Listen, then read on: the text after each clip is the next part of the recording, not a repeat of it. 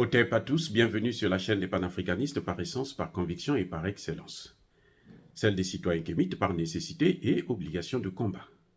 Nous sommes une chaîne qui n'est guidée que par nos ancêtres et rien que par les ancêtres qui appartiennent à l'égrégore du monde noir.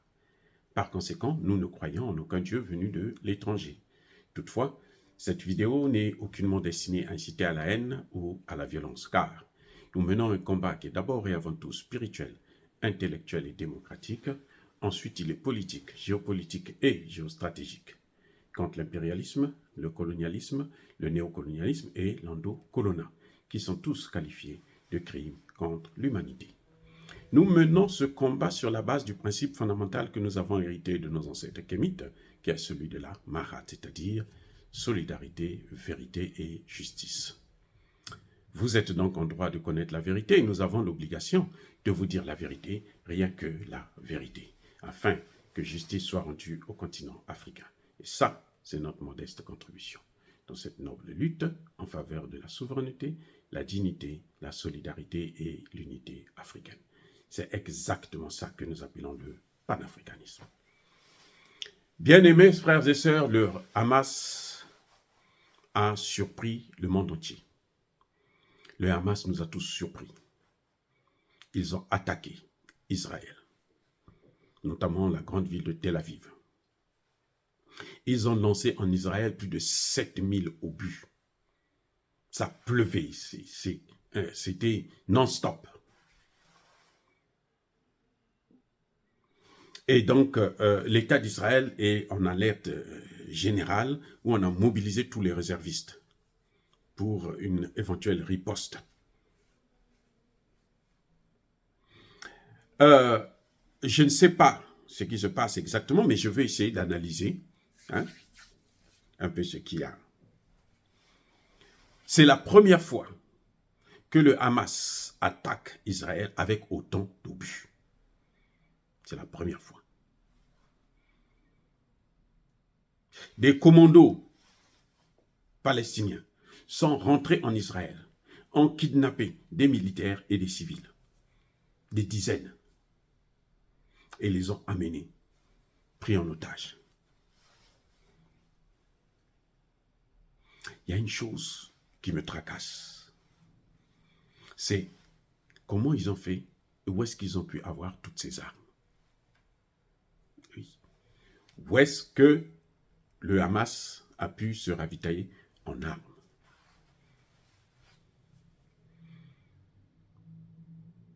Il y a des gens qui parlent, qui déduisent que c'est en Iran. C'est une déduction. Parce que bon, l'Iran n'aime pas Israël, ils sont en conflit, l'Iran ceci, l'Iran cela, parce que en Iran, malheureusement ou heureusement, je n'en sais rien, il y a des gens qui ont fêté cette attaque du Hamas. C'est possible que ce soit l'Iran. Mais moi, je me suis interrogé sur le fait que nous savons, aujourd'hui, il est connu de tout le monde, c'est un secret pour personne. Toutes les armes que l'Occident donnait à l'Ukraine, c'est seulement 40% qui arrivaient à destination sur le terrain de combat. Mais les 60% allaient où? Nous savons que, aussi, le président Buhari l'avait dit avant qu'il ne cède le pouvoir à Tinubu, que ces armes qu'on donne à l'Ukraine sont arrivées dans le Sahel. Ce n'est pas 60%. Parce que si c'était 60%, là, les terroristes seraient mieux équipés que ça. Ils sont très bien équipés, oui, c'est vrai. Mais ce serait mieux que ça. La guerre aurait pris une autre dimension dans le Sahel. Ça veut dire quoi? Ça prenait d'autres directions. Et si ces armes-là étaient arrivées dans les mains du Hamas? J'ai émis seulement une hypothèse. Si ces armes-là étaient arrivées dans les mains du Hamas. Parce que l'Iran soutient le Hamas depuis très longtemps. Il soutient les Palestiniens. Nous le savons. C'est un secret pour personne. Mais l'Iran n'a jamais donné autant d'armes au Hamas. Ça veut dire que le Hamas devrait avoir une autre source d'approvisionnement. Les amis, écoutez bien. L'Iran, cette guerre-là date depuis plusieurs années. Ça fait plus de 50 ans que la guerre entre la Palestine et Israël a commencé. Et l'Iran a toujours été du côté de la Palestine. Mais l'Iran n'a jamais équipé le Hamas d'autant de missiles. Ça veut dire quoi? Ça veut dire que le Hamas a eu une autre source d'approvisionnement.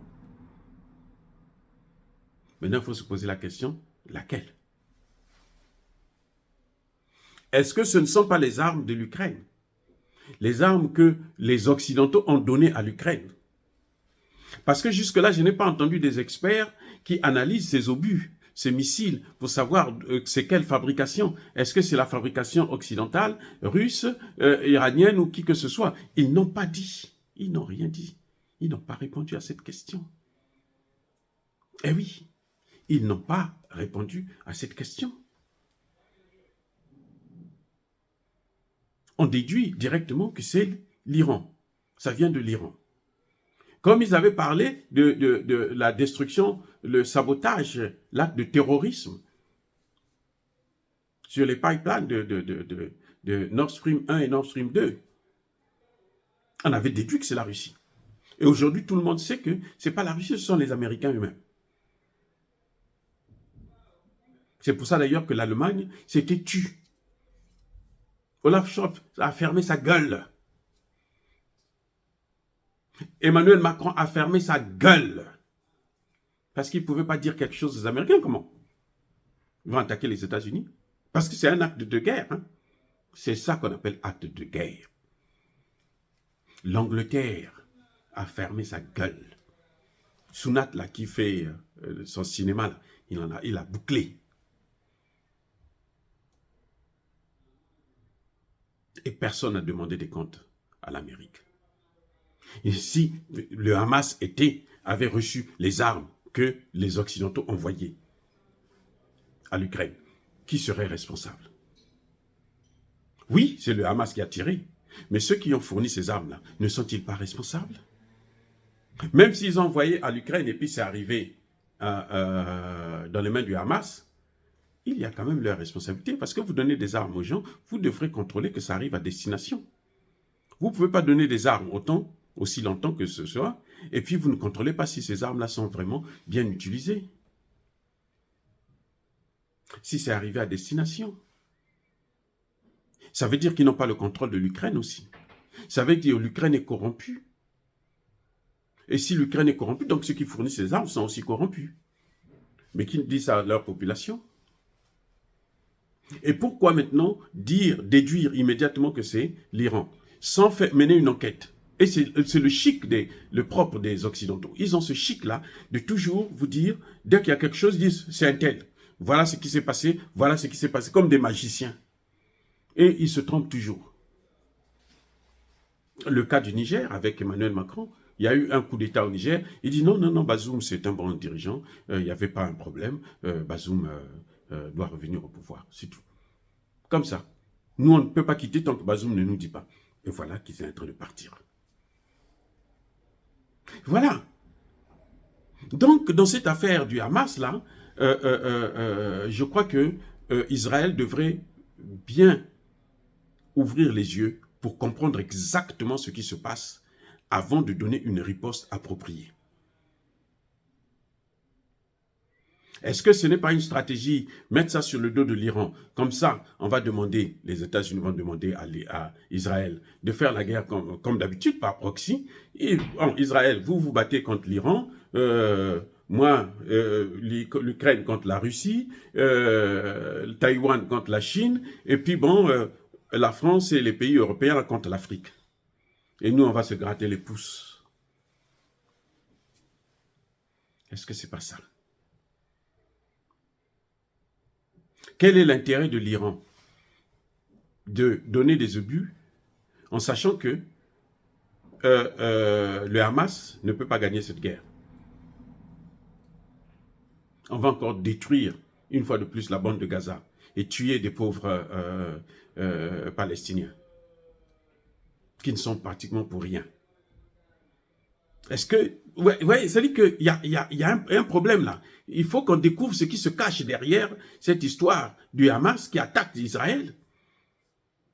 tout en sachant qu'ils ne peuvent pas occuper Israël. C'est peine perdue déjà. Ils ne peuvent pas gagner l'Israël. Nous le savons. Et pourquoi vous attaquez comme ça? Pourquoi? Et tout de suite, le premier nom qui sort, c'est l'Iran qui est derrière. Est-ce qu'il n'y a pas un enjeu derrière l'Iran?